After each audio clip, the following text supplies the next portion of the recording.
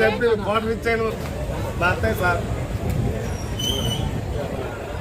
46 రెండాలు కనిపించారు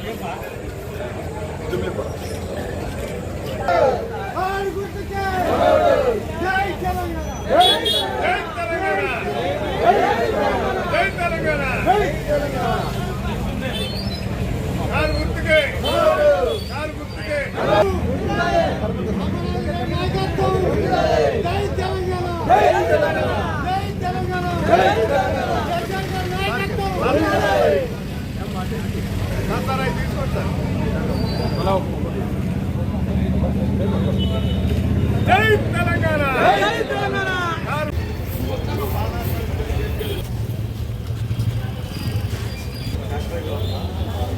రాణి కన్నా గారు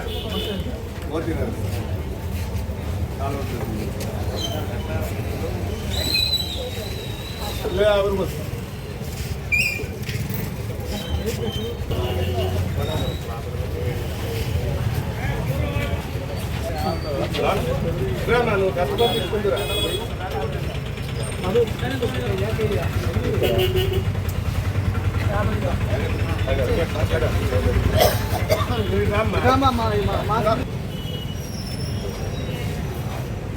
జై తెలంగాణ కేసీఆర్ గారి నాయకత్వం గారు గుర్తుకే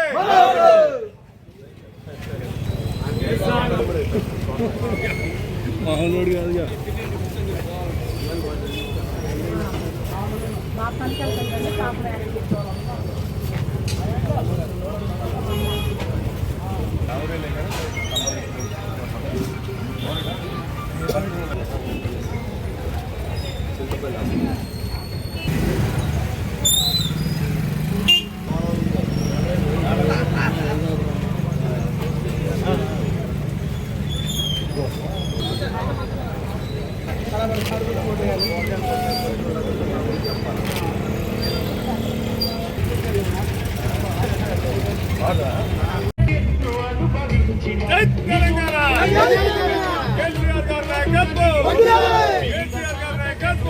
తప్పితే ఎవరు నా ఇంటికి వచ్చినా ఎవరు నా ఆఫీస్కి వచ్చినా ఇక్కడ నుంచి మొదలుకొని ఢిల్లీ వరకు ఏ పని ఉన్నా కూడా నేను ప్రతి ఒక్కరికి కూడా నా దగ్గరకు వచ్చిన ప్రతి వారికి కూడా పని చేసి పెట్టాను. ఏ రోజున కూడా ఏ కులం ఏ మతం ఏ పార్టీ అని అడగలేదు. అదేవిధంగా ఇక్కడికి వచ్చినప్పుడు ఈ మార్కెట్కి వచ్చినప్పుడు పెద్ద ఎత్తున స్వాగతం పలికారు. సంతోషం ఏంటంటే ఇక్కడ నేను ఏ విధంగానైతే ఉన్నానో ఇక్కడ కూడా వివిధ పార్టీల వారు కూడా ఒకటే చెప్పారు, లేదు మేము నామాగారిని చూస్తున్నాం, తప్పకుండా కూడా మా వేరే పార్టీ అయినా కూడా మీకే వేయాలని చెప్పేసి ఇద్దరు ముగ్గురు చెప్పడానికి చాలా సంతోషం అనిపించింది. నేను మీ అందరినీ కోరుకునేది ఒకటే, నేను ఒక రైతు బిడ్డని, నేను ఒక ఖమ్మం జిల్లా బిడ్డని. మొదటి నుంచి కూడా ఖమ్మం జిల్లా అన్ని విధాలు కూడా అభివృద్ధి చెందాలని ఈ రోజు కాదు మొదటి నుంచి కూడా నా మనసులో ఉంది. అందులో భాగంగానే ఇక్కడ మొదట గ్రానైట్ ఫ్యాక్టరీ పెట్టిందంటే 1986లో నేనే గ్రానైట్ ఫ్యాక్టరీ పెట్టా. రైతులు మూతపడుతున్నటువంటి షుగర్ ఫ్యాక్టరీ కూడా రాజేశ్వరంలో నేను మా నాన్న ఒక రైతు కష్టాలు తీరాలంటే ఇటువంటి ఫ్యాక్టరీలు ఉండాలని చెప్పి గత 20 సంవత్సరాల నుంచి ఆ ఫ్యాక్టరీని నడుపుకుంటూ రైతులకు సహాయం చేసిన. నేను మీకు చెప్పేది ఒకటే, నేను మీ లెక్క రోజుకి ₹3.50 జనవరి కూలీ కూడా చేసిన. అది నా జీవితం. మీ బిడ్డగా మేము అందరినీ కోరుకునేది ఒకటే, ఇవాళ నా మీద పోటీకి బయట నుంచి తీసుకొచ్చారు. ఇవన్నీ కూడా మీరు ఆలోచించాల. ఇంటికి పోయినా మనోడే పోవాలనే సామెత ఉన్నది. నేను ఖమ్మం జిల్లా బిడ్డని, రైతు బిడ్డని, మీ అందరి ఆశీర్వాదం నాకు కావాలని మనస్ఫూర్తిగా కోరుకుంటున్నా. ఎందుకంటే ఇప్పుడు మన వారిని పార్లమెంట్లో వినిపించాల్సిన అవసరం చాలా ఉన్నది.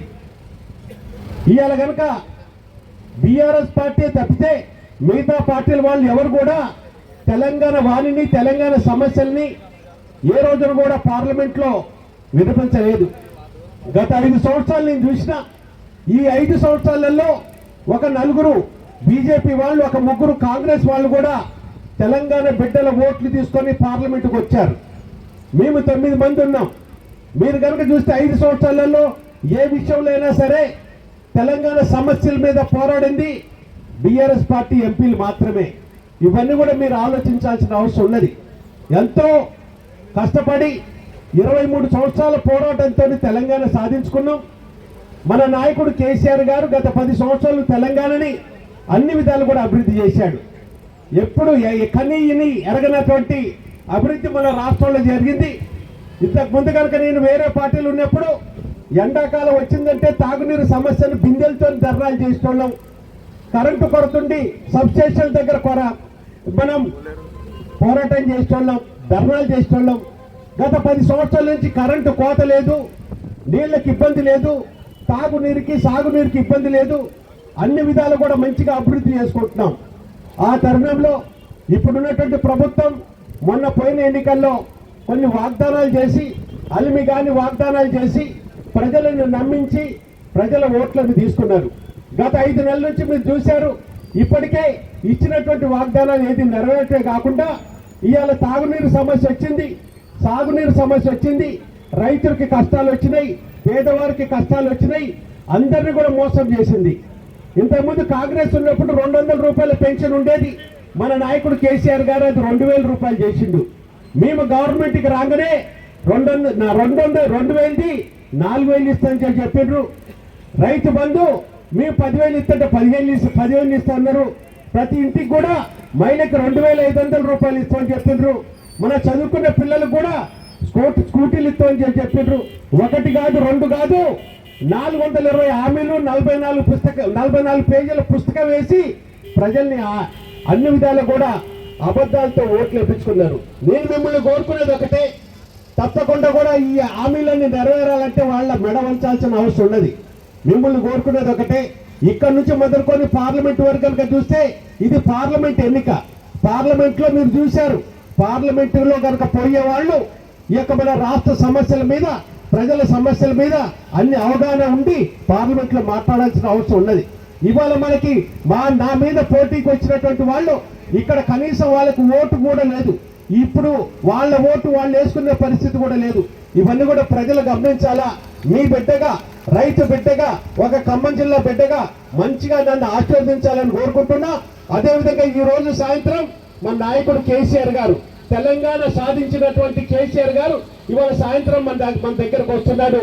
నా యొక్క విజయానికి నాకు ఓటేయమని మీ అందరిని అడగడానికి కేసీఆర్ గారు ఖమ్మం వస్తున్నారు.